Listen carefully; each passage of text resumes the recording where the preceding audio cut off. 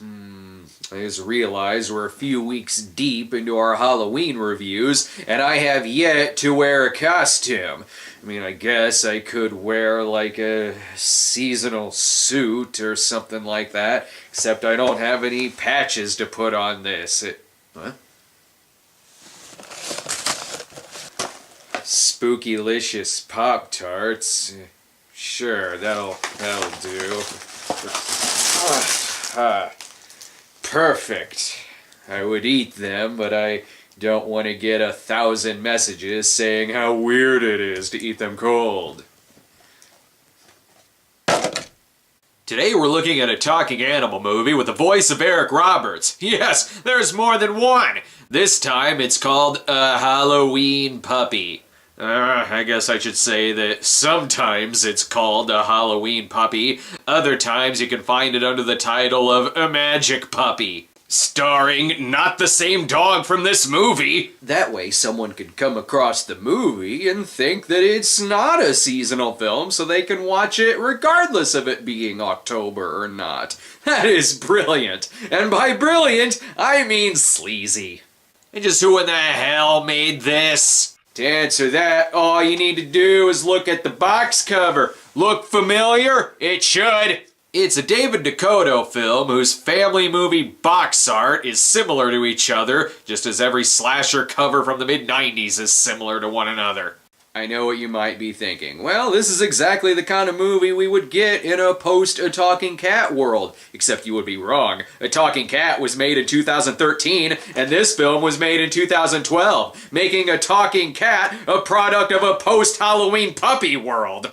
Or, as the movie itself says, the Great Halloween Puppy Adventure. This movie's not great, it's not about an adventure, it's debatable about whether or not it has a puppy in it. But it is on Halloween. Pick a fucking title so I'll know what to skip past on Netflix. Apparently the movie stars Eric Roberts as a dog that isn't in the movie, Christine DeBelle as Herman Munster, Lucas Adams as, please, I don't want to be in this. Fuck it, just use the Frankenstein's monster image twice. Now it's time to play dog or dinosaur. Doesn't matter, this beast also isn't in the film. This is just inspiring them to make a Valentine's puppy, and then they'll retitle it A Love Puppy. It was the Scarecrow who needed a heart, right? Isn't that how Wizard of Oz went? Why Google the word puppy when these credits show you all the images that would come up? Even David Dakota is wearing a costume. He's dressed as Mary Crawford. Oh yeah, and the answer to earlier is it's a werewolf. You win nothing. Now the star of every Dakota movie, his house. Let's jump right into the action.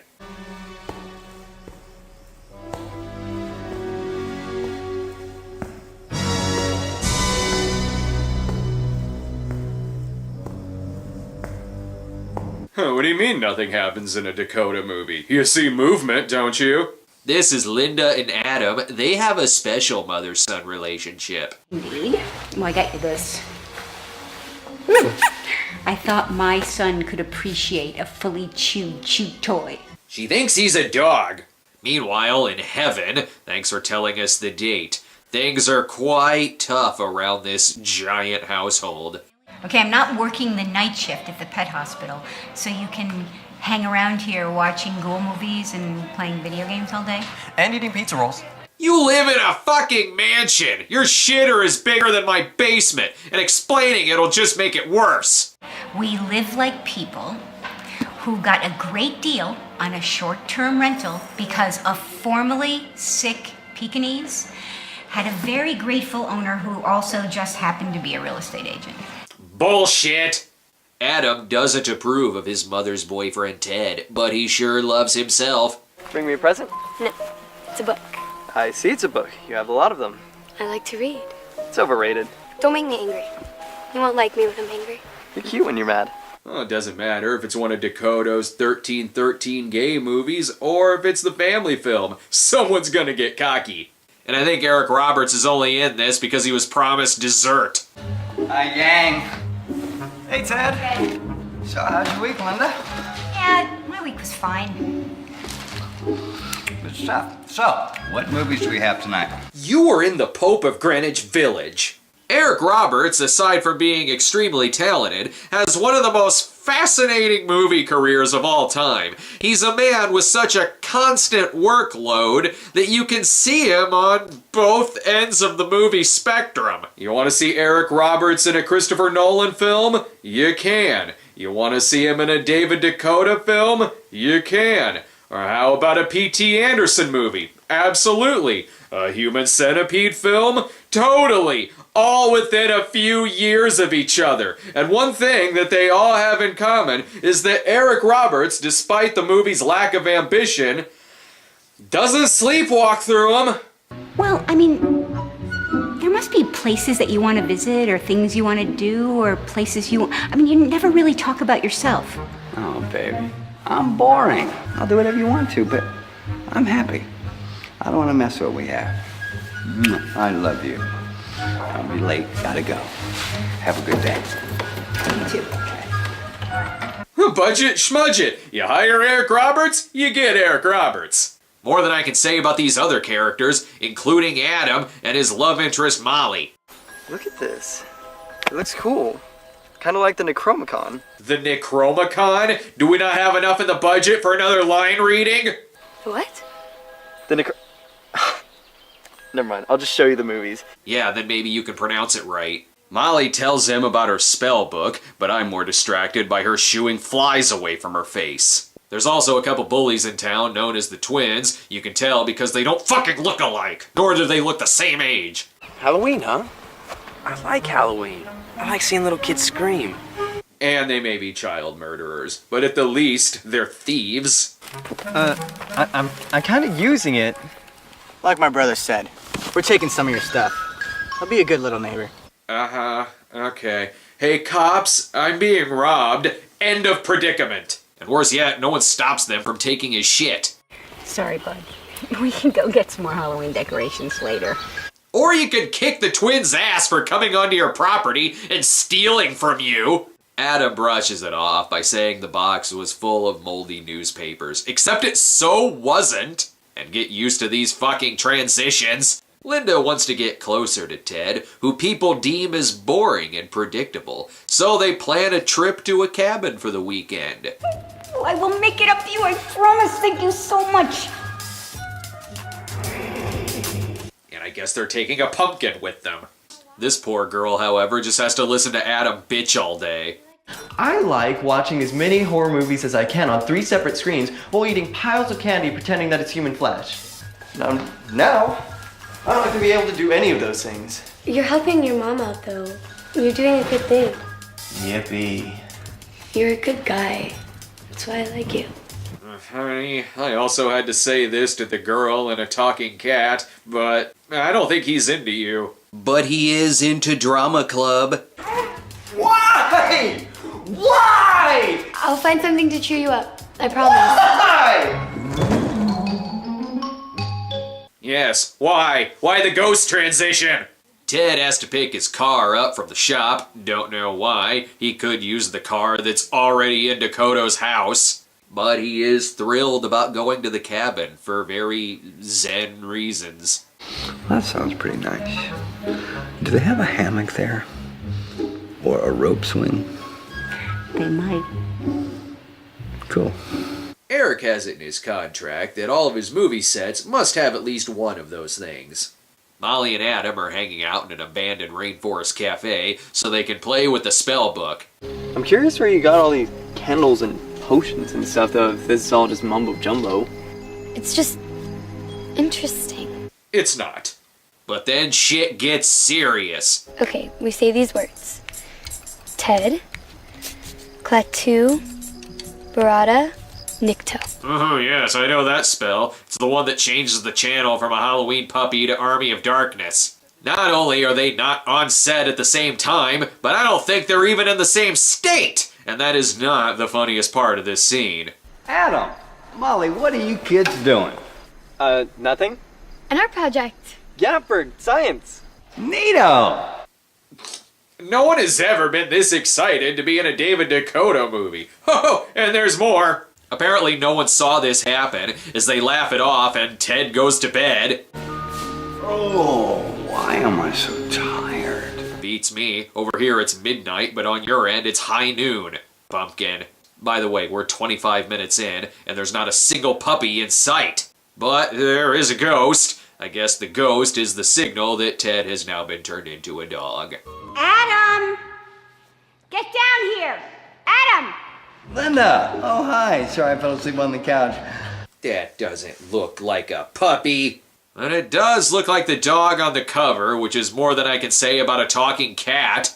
A Halloween puppy follows Tequila and Benetti rules and not Puchinsky rules, where in this case his dialogue is internal and no one can actually hear him. I'm pretty sure what we are hearing is Eric reacting to finding out what role he's playing. I'm a puppy? Oh, what? And no one seems to question where Ted is or where this dog came from. We have a little guest for the trip. How so? A stray puppy came by last night. That's weird. Maybe someone dropped him off because they know your mom's a vet. Maybe.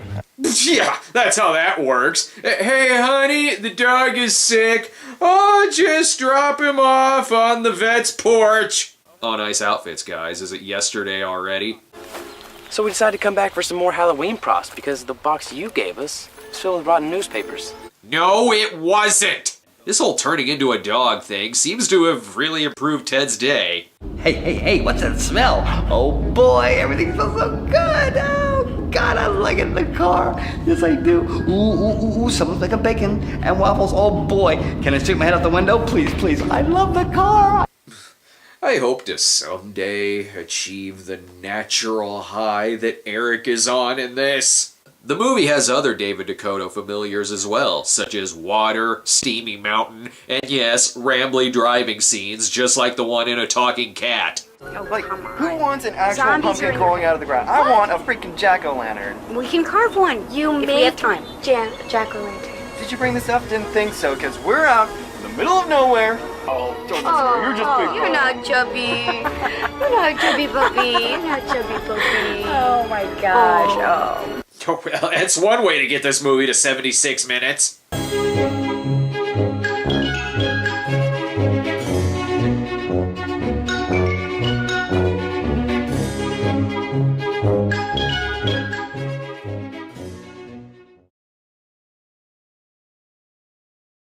They've arrived at Dakota location number 2. This is way different than in A Talking Cat. In that movie, it was Christine DeBelle who lived in the cabin house. Another thing that makes this movie different? Oh my word, that is the stuff. Yes, to the left. Oh, belly rubs for the win.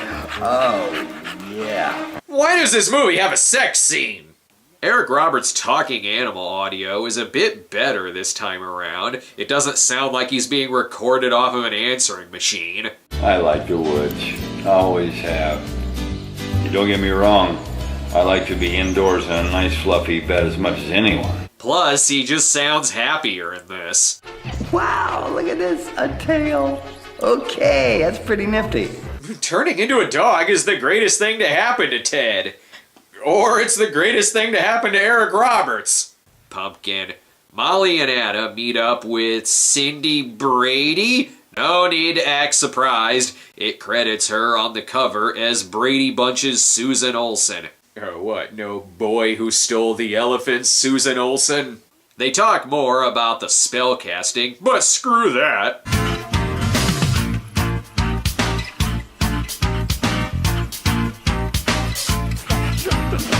Meanwhile, on YouTube... Oh, it's my toy. Look at my toy. Oh boy, I'll get it. Look at me, I'm fetching. Why couldn't it have been Eric Roberts voicing Benji and Oh Heavenly Dog? At least Eric doesn't sound like he wants to hang himself after every line. And I think he might have an erection. I don't know what Ted's real crime was. Mom, your boyfriend is totes boring, so I'm gonna turn him into a dog. That'll show him. Except it really doesn't.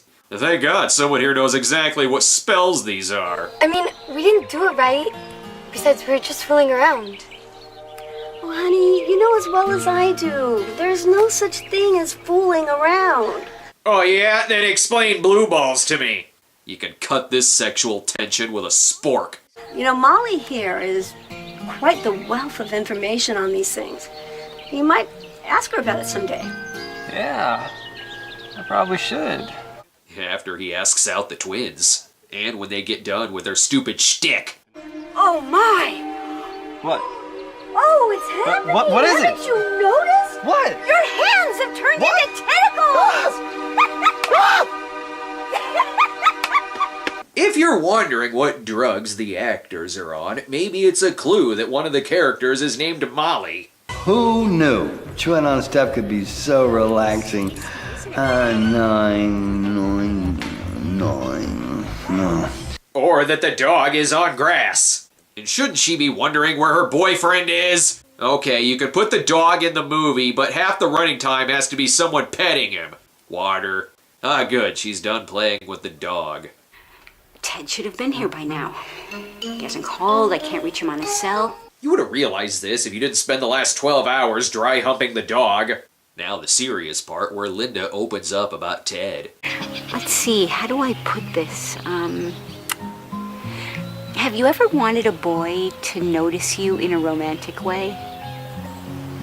Yes. I think I know what that's like. Yeah, so does Adam. So she wants Ted to notice her more, which causes Ted to say nothing. He has more to say about grass. Chipmunks! Okay, not chipmunks. I need to focus. There has to be chipmunks! Man, I don't know why, but I hate chipmunks. Oh, well, that's why. He's ADHD as hell. Which, water, book. I'm a bit ADHD too. I wonder if they used the same spell book to turn Adam into Bargain Bin Bieber. It should never have come to light. It's okay, Molly. It can't be that bad. It is. I know. That's why I'm here. To tell you how bad it is.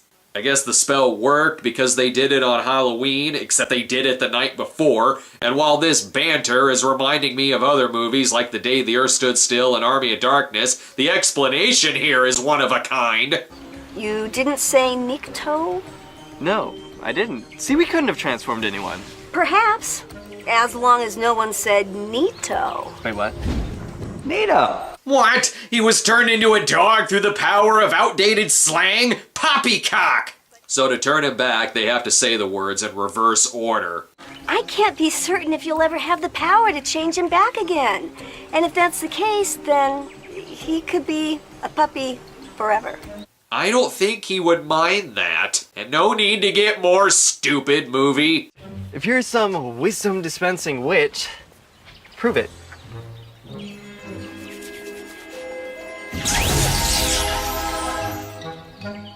Okay, let's go. All that proves is that she has After Effects. So they want to borrow the dog so they can reverse the spell while saying that Ted's car broke down. The reactor spar snapped while he was driving, and then truck jackknifed, and a whole load of potatoes on the road. Real smashy-mashy.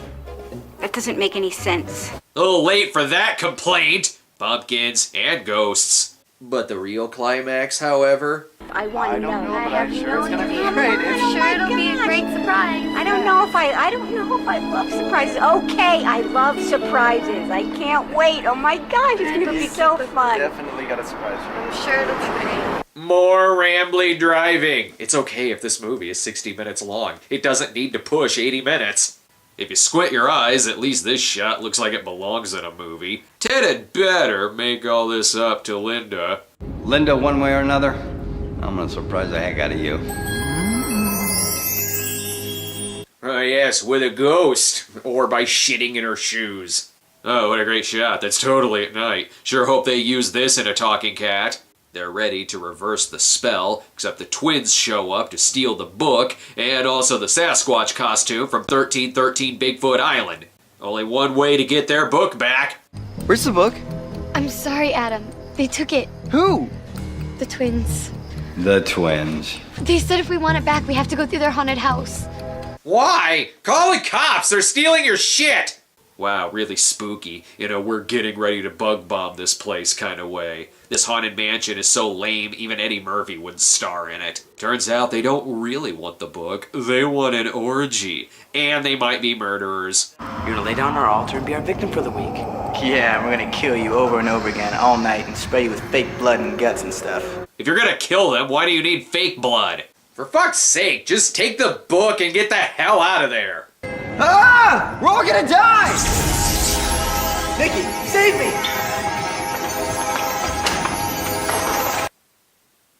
Or do that. What the fuck? So I guess she's a witch? Witch. Oh, goddamn my shitty timing. Now they can create a spell that will end this movie.